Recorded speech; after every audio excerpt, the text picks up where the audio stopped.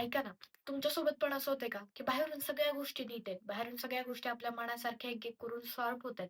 पण तरीसुद्धा तो एक प्रश्न आपल्या मनामध्ये चालतोय.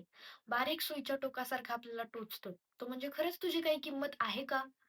असं जर तुमच्यासोबत पण होत असेल, तर हे नेमकं कशामुळे होतंय याच प्रश्नाचं उत्तर घेऊन मी आजच्या व्हिडिओमध्ये तुमच्यासाठी आली आहे.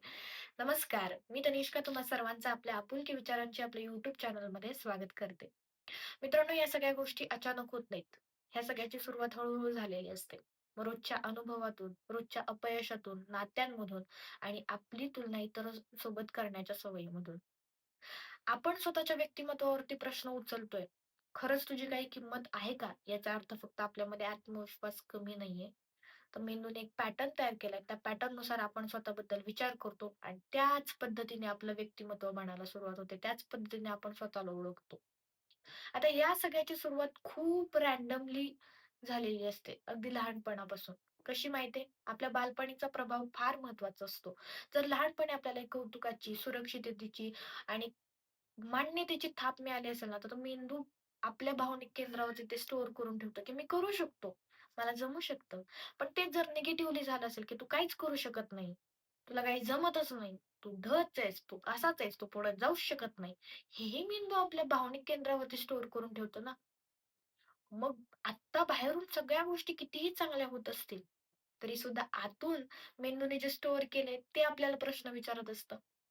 दुसरी गोष्ट म्हणजे सतत इतरांसोबत तुलना करणं. आत्ताच्या या सोशल मीडियाच्या जमान्यामध्ये, स्क्रोलिंगच्या जमान्यामध्ये आपण आपली लाईफ इतरांसोबत कंपेअर करत असतो. फक्त बाहेरून कंपेअर करतो, की मी एवढे प्रयत्न करतोय, तरी सुद्धा मला सक्सेस मिळत नाही आणि हे एवढं करून सुद्धा याला सक्सेस मिळतंय. पण मग आतलं काय? आपली लाईफ प्रत्येकाची लाईफ आतून वेगळी आहे. पण मेंदू याच्याकडे दुर्लक्ष करतं आणि मेंदू मग स्टोअर करतं, की हां, मी काहीच करू शकत नाही. मी काहीच कामाचं नाहीये. मी एवढा प्रयत्न करतोय, तरी सुद्धा मला सक्सेस मिळत नाहीये. पण हा एवढा प्रयत्न करतोय आणि ह्याला सक्सेस मिळतोय. मग आपण कळत-नकळत आपली लाईफ इतरांसोबत कंपेअर करतो. तिसरी गोष्ट म्हणजे आपल्या आयुष्यातले नातेसंबंध.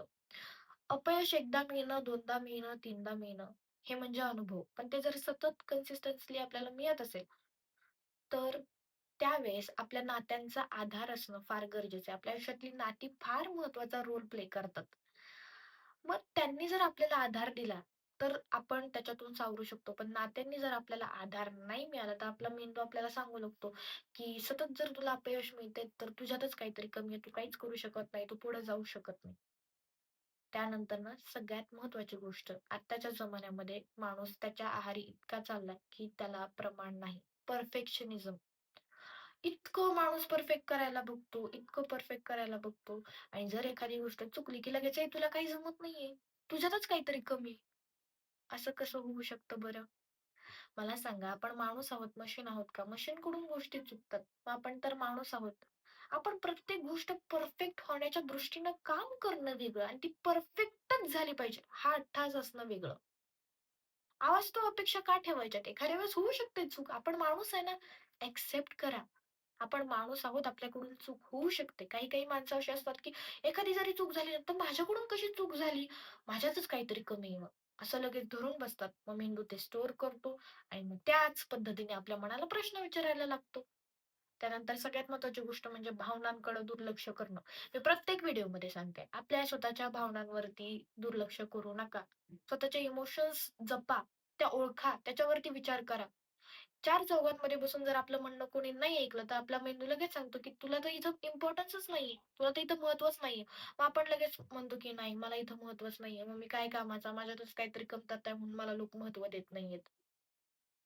बरोबर?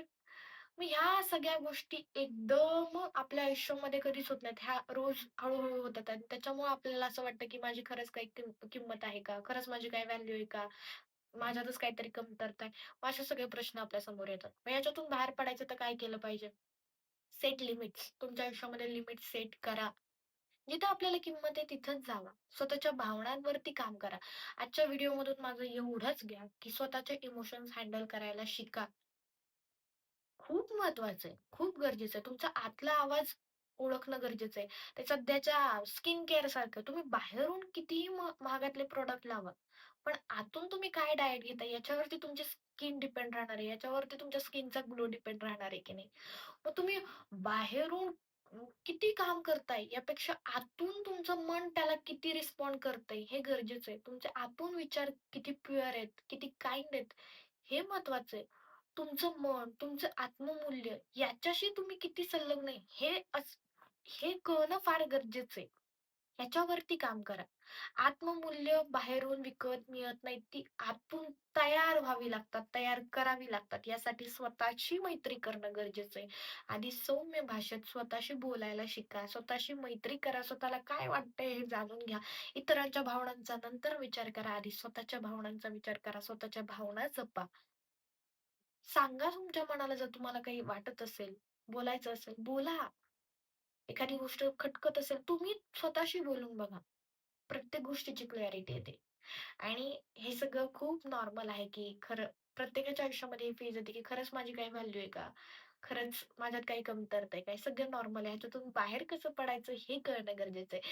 खूप सोपं आहे. स्वतःशी मैत्री करा, स्वतःच्या भावना जपा, स्वतःशी बोला, स्वतःच्या आयुष्यात लिमिट सेट करा. जिथं गरज आहे तिथं तुमचं मत स्पष्टपणे मांडा. 4 लोकं तुमचं म्हणणं ऐकत नसेल तरी तुमचं म्हणणं तुम्हाला ठामपणे मांडता आलं पाहिजे. तुमच्या बोलण्यामध्ये इतकी क्लॅरिटी पाहिजे, की समोरच्याला ते म्हणणं तुम्ही म्हणणं मांडलंय, ते मानून घेता आलं पाहिजे आणि घेतलंच पाहिजे. एवढं क्लिअर तुमचं बोलणं असलं पाहिजे. त्यासाठी तुम्ही आतून शांत असणं गरजेचं आहे. तुमचा आतला गोंधळ क्लिअर होणं गरजेचं आहे. आतला जो विचारांचा विळखा आहे त्यातून तुम्ही बाहेर निघणं गरजेचं आहे आणि मनसोक्तपणे तुमचं मन आतून जगलं पाहिजे तेव्हा त्याचे रिझल्ट बाहेर दिसणार आहेत. कळतंय? तर मित्रांनो, हा होता आपला आजचा व्हिडिओ. आवडल्यास लाईक करा, चॅनलला सबस्क्राईब करा. त्याचबरोबर व्हिडिओ कसा वाटला हे कमेंट करून सांगा. Thank you for watching my video. Stay tuned for the next video. Thank